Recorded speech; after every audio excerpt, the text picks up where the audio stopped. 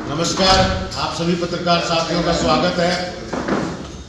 आज जिस तरह से हिंदुस्तान के इतिहास में माननीय सर्वोच्च न्यायालय ने कल एक ऐतिहासिक फैसला लिया, लोकतंत्र को बचाने में, संविधान को बचाने में, उस उपलक्ष्य में आप सबसे बातचीत करने के लिए आप सबको आमंत्रित किया है। आम आदमी पार्टी और कांग्रेस मिलकर चंडीगढ़ के मेयर चुनाव के अंदर अपने कैंडिडेट को मेयर इलेक्शन में जिताने के लिए इंडिया गठबंधन का हिस्सा बने। पूरे मेयर इलेक्शन में 36 वोट पड़ने थे, जिनमें से 20 इंडिया गठबंधन के थे, 14 भारतीय जनता पार्टी के थे, 1 अकाली दल का और 1 सांसद का वोट था। साफ साफ था, सब देख रहे थे कि एक तरफ 20 है और एक तरफ 16 है, तो जीत जो है वो 20 की होनी है, 16 इसमें हारेगा। लेकिन भारतीय जनता पार्टी के पदाधिकारी रहे और इस चुनाव के अंदर रिटर्निंग ऑफिसर नियुक्त हुए अनिल मसीह ने जिस तरह से इस गेम को पलटा, जिस तरह से एकदम से जीते हुए को, यानी कि साफ दिखाई देता हुआ कि ये जीतेंगे, 20 का अंक जो है वो बड़ा और वो जीतना चाहिए, उसको पलट के और 16 को जिताया। 8 वोटों को इनवैलिड घोषित किया, वो भी इंडिया गठबंधन के केवल 8 वोट जो थे उन पे सवालिया निशान खड़ा किया गया कि ये गलत तरीके से थे और इनवैलिड थे, ये स्पष्ट नहीं थे। इस मामले में साफ साफ ये नजर आया कि भाई लोकतंत्र की हत्या हुई है और लोक जनमत का जो जनतंत्र का जो फैसला है उसको दरकिनार करते हुए मन मर्जी से, मनमाने तरीके से, तानाशाही से वोटों को चोरी करके और भारतीय जनता पार्टी के कैंडिडेट को मेयर घोषित कर दिया गया। इस सारे का सारा जो कारनामा था ये कैमरे की रिकॉर्डिंग में कैप्चर हुआ, कैमरे की नजर में कैद हो गया। और इस मामले को लेके इंडिया गठबंधन आम आदमी party Punjab and Haryana high court में पहुंची। पंजाब एंड हरियाणा हाईकोर्ट में जब कोई सही फैसला नहीं हो पाया या फिर हमारी सुनवाई नहीं हो पाई तो सड़कों पे संघर्ष किया गया। अरविंद केजरीवाल जी ने दिल्ली के अंदर मजबूती से आवाज को बुलंद करते हुए सड़क पे संघर्ष किया और ये कहा कि देखो भारतीय जनता पार्टी लगातार वोटों की चोरी कर रही है, आज गली गली में ये शोर है, भारतीय जनता पार्टी वोट चोर है। और इसके बाद सुप्रीम कोर्ट पहुंचे। सुप्रीम कोर्ट ने तुरंत इस मामले का संज्ञान लिया और तुरंत इस पे तारीख रखी गई। 5 फरवरी को पहली तारीख पर सुप्रीम कोर्ट ने पहले ही दिन से अपना मन स्पष्ट कर दिया था कि ये लोकतंत्र की हत्या जैसा है और ये कतई बर्दाश्त नहीं किया जा सकता। इसके अंदर रिटर्निंग ऑफिसर की जो भूमिका है वो पूरी तरह से संदिग्ध नजर आ रही है और जो कैमरे के सामने वो हरकत कर रहे हैं उसकी जांच होनी चाहिए और इसके खिलाफ कड़ी कार्रवाई भी होनी चाहिए। और उन्होंने 19 तारीख जो है वो तय कर दी। जब 19 तारीख को कोर्ट में सुनवाई हुई तो उसमें भी सारा का सारा रिपोर्ट तलब किया गया और रिटर्निंग अफसर को मौजूद रहने के लिए कहा गया था। जब रिटर्निंग अफसर मौजूद थे तो उनसे सवाल किया गया कि आप निशान लगाते हुए देखे गए हैं कि आप क्रॉस का निशान जो है वो बैलेट्स में लगा रहे हैं, उनको अलग रख रहे हैं, तो आप ऐसा क्यों कर रहे थे? कोर्ट में लगातार पहले से अपनी गलती की हुई, अपनी चोरी को छुपाने के लिए रिटर्निंग ऑफिसर झूठ बोलते रहे। उन्होंने कहा कि वो इनवैलिड वोट थे और उनको अलग रखने के लिए मैं निशान लगा रहा था। तो सुप्रीम कोर्ट ने कहा कि हम इसकी पूरी जांच करेंगे और कल ही इस पे दोबारा सुनवाई करेंगे। मतलब हम बहुत धन्यवाद करते हैं सर्वोच्च न्यायालय का कि उन्होंने इतनी सतर्कता से और इतनी गंभीरता से इस मामले की सुनवाई की, क्योंकि आज पूरा हिंदुस्तान ये देख रहा है कि जिस तरह से संविधान और लोकतंत्र के ऊपर लगातार प्रहार किया जा रहा है भारतीय जनता पार्टी के द्वारा। तो जब ये 20 तारीख को फैसला लिया गया और सब चीजों की जांच पड़ताल की गई तो वहां ये स्पष्ट हो गया कि जो अनिल मसीह हैं उन्होंने इरादतन 8 वोटों को भारतीय जनता पार्टी के हक में फैसला लाने के लिए गलत तरीके से, असंवैधानिक तरीके से अपनी पावर का, अपने ओहदे का, अपनी पोजीशन का गलत इस्तेमाल करते हुए, लोकतंत्र की हत्या करते हुए उन्होंने इस नतीजे को बदलने के लिए ये काम किया है। इसमें किसी तरह का कोई भी अधिकार उनको नहीं था कि वो किसी भी बैलेट पेपर पर निशान लगा सके, और इस पूरे के पूरे कार्य की जिम्मेदारी जो है वो रिटर्निंग ऑफिसर पे डाली गई, और पूरी की पूरी चोरी का मामला जो सुप्रीम कोर्ट ने बिल्कुल साफ कर दिया। और एक और संदेह जो नजर आ रहा था कि भारतीय जनता पार्टी पहले वोट चोरी से अपना मेयर बनाना चाहती है, और जब ये मामला उठ गया और कैमरे में कैद हो गया तो भारतीय जनता पार्टी जो पहले हॉर्स ट्रेडिंग के रास्ते लगातार प्रदेशों की सरकार गिराने का काम कर रही है, प्रदेशों में सरकार बनाने का काम कर रही है, वो उस पे पहुंची। उन्होंने आम आदमी पार्टी और इंडिया गठबंधन के 3 पार्षदों को भारतीय जनता पार्टी का पटका पहना दिया, उनको उसमें शामिल कर दिया, डराकर, धमकाकर, दबाव बनाकर, लालच देकर। ये साफ हुआ कि 3 पार्षद वहां शामिल हो गए। भारतीय जनता पार्टी को लगा, उनके नेताओं को लगा कि सुप्रीम कोर्ट अब क्या कर सकती है, सर्वोच्च न्यायालय क्या कर लेगी, वो दोबारा चुनाव कराएगी, तब तक हमारे 19 हो जाएंगे और इनके 16 रह जाएंगे और हम जीत जाएंगे। सर्वोच्च न्यायालय ने करारा जवाब दिया है, इनके चेहरे से इस नकाब को भी उतारा है और एक तमाचा भी जड़ा है कि उन्होंने उसी चुनाव प्रक्रिया को सही साबित किया और ये कहा कि एक व्यक्ति जिसकी जिम्मेदारी थी वो गलत कर देगा तो चुनाव प्रक्रिया खत्म नहीं की जाएगी, उसके द्वारा की गई गलती को नजरअंदाज करके हम नतीजा घोषित करेंगे। और आम आदमी पार्टी के कुलदीप कुमार जो कि एक गरीब परिवार से आते हैं, उनको मेयर का चुनाव जिताया गया, उनको मेयर घोषित किया गया।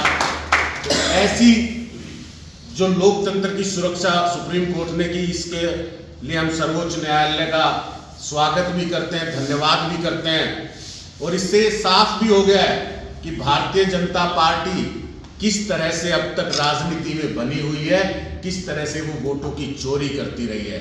हमने कर्नाटक का चुनाव भी देखा था, जहां पे संविधान को दरकिनार करते हुए, नजरअंदाज करते हुए किस तरह से 2018 के अंदर भारतीय जनता पार्टी जो कि सिंगल मेजोरिटी थी उसको मौका दिया था वहां के गवर्नर ने, और गठबंधन जो कि चुनाव से पहले का गठबंधन है, जो गठबंधन ज्यादा सीटें जीत के आया था, उसको नजरअंदाज किया था, उसे सरकार बनाने का मौका नहीं दिया। और 2-2.5 महीने में कोर्ट के रास्ते से फिर वो रास्ता खुला कि दूसरे दल की सरकार बनी। जिस तरह फिर कर्नाटक की सरकार गिराई गई, जिस तरह से मध्य प्रदेश की सरकार गिराई गई, जिस तरह से राजस्थान में प्रयास किए गए, जिस तरह से आम आदमी पार्टी के विधायकों को रोज खरीदने के काम करते हैं, जिस तरह के आरोप वहां लग रहे हैं लगातार, जिस तरह आम आदमी पार्टी एमसीडी के चुनाव में बहुमत से जीतने के बावजूद भी ये लोग बार बार ये कोशिश कर रहे थे कि मेयर जो है भारतीय जनता पार्टी का बन जाए, कैसे भी बन जाए, हम लोग किसी भी तरह से इनके पार्षद तोड़ लें। तो ये सारा का सारा चेहरा आज भारतीय जनता पार्टी का जनता के सामने आ गया है। और इसी आधार पे हमें पता है, प्रधानमंत्री जी आजकल ये कहते फिर रहे हैं कि 370 पार करेंगे, जनता का चाहे जो मन हो, ये फैसला वो सुनाते फिर रहे मंचों से।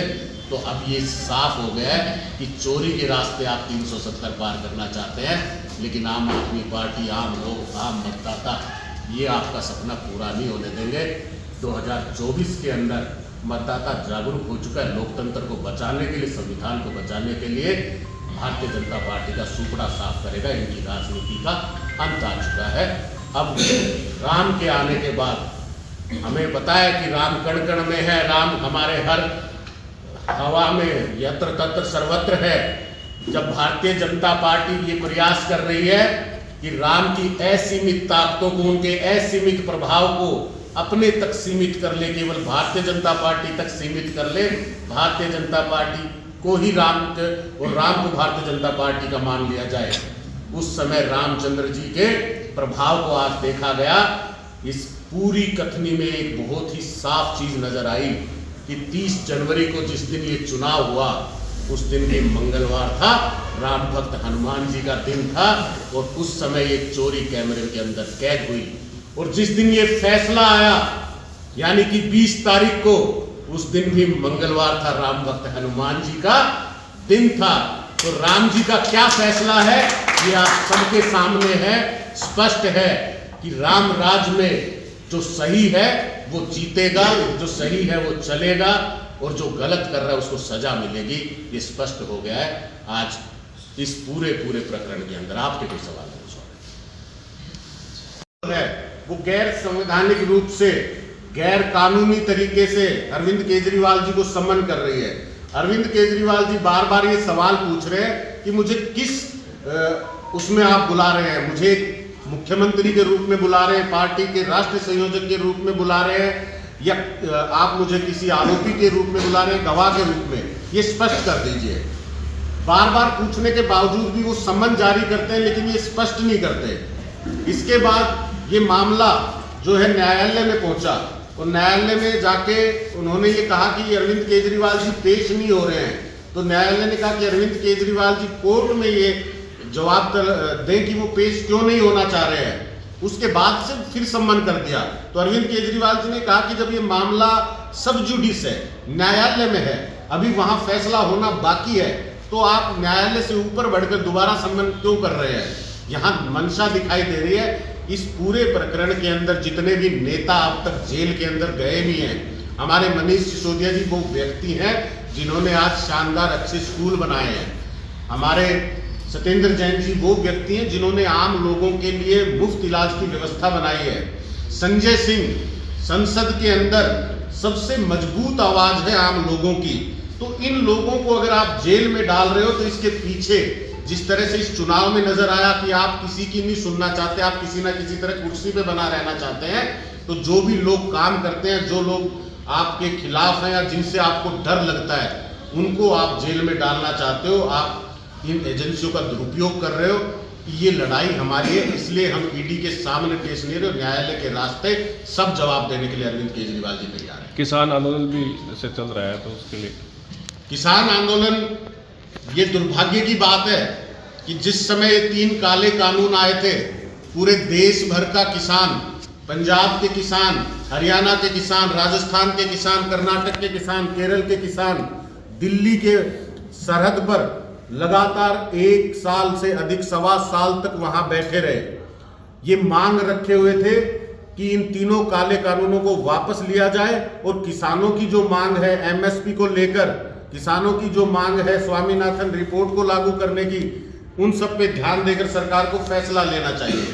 आप सबको पता है कि 1.25 साल तक किसान सड़क पे बैठा रहा, जिसके अंदर हर ऋतु चली गई, गर्मी चली गई, सर्दी चली गई, बरसात चली गई, जिसके अंदर हर त्योहार चला गया, होली चली गई, दिवाली चली गई, बैसाखी चली गई।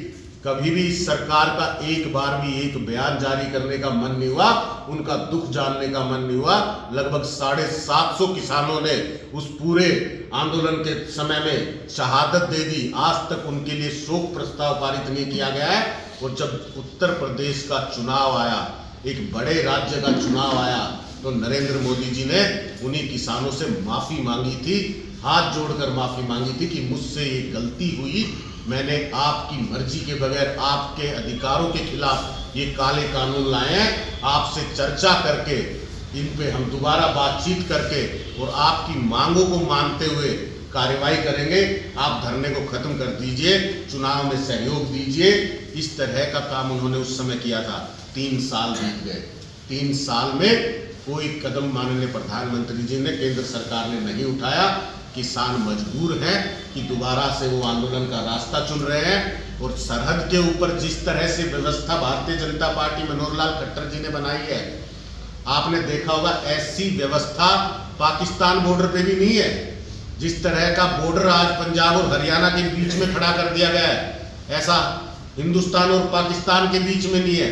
जिस तरह का बल प्रयोग आज किसानों के ऊपर किया जा रहा है, आए दिन आंसू गैस के गोले, मतलब हजारों की संख्या में आप आंसू गैस के गोले दाग रहे हो, वो भी एक शांतिपूर्वक प्रदर्शन के ऊपर। हाई कोर्ट ने भी कहा कि शांतिपूर्वक प्रदर्शन हर किसी का अधिकार है, आप उनको जगह सुनिश्चित करके दीजिए, उनको प्रदर्शन करने दीजिए। भारतीय जनता पार्टी के मुख्यमंत्री, हरियाणा का तो कोई लेना देना भी नहीं है इसके अंदर, उस समय भी हरियाणा सरकार ने किसानों को रोकने का काम किया था। ये आम लोगों के लिए बात नहीं करते। ये जो ऊपर से आदेश आता है, जो प्रधानमंत्री इनको कह दें, जो इनकी पार्टी के मुखिया इनको कहते हैं, उस तरह से चलते हैं। आज पूरी की पूरी फोर्स हरियाणा की जो है, पंजाब के किसान हरियाणा के किसानों को रोकने में लगा दिए। जिस तरह के अनाउंसमेंट कर रहे हैं, लोगों को धमकी दे रहे हैं, ये साफ तौर पे इनका तानाशाही रवैया दिखाता है। लेकिन ये इनके मंसूबे हैं, इनको लगता है कि आम आदमी की आवाज़ दबा देंगे। जिस तरह से 1-1.25 साल तक सरहद पे अपना घर छोड़ के किसान संघर्ष कर चुके, तो अपनी ताकत का परिचय तो आपको पहले ही दे चुके हैं। अगर उन्होंने सोचा है कि अधिकार लेकर रहेंगे, तो आज एक एक आम व्यक्ति, हर एक व्यक्ति किसान के साथ खड़ा है। हम किसान प्रधान प्रदेश से आते हैं, अपने हक को लेकर रहेंगे और किसानों के साथ मुस्तैदी से खड़े हैं।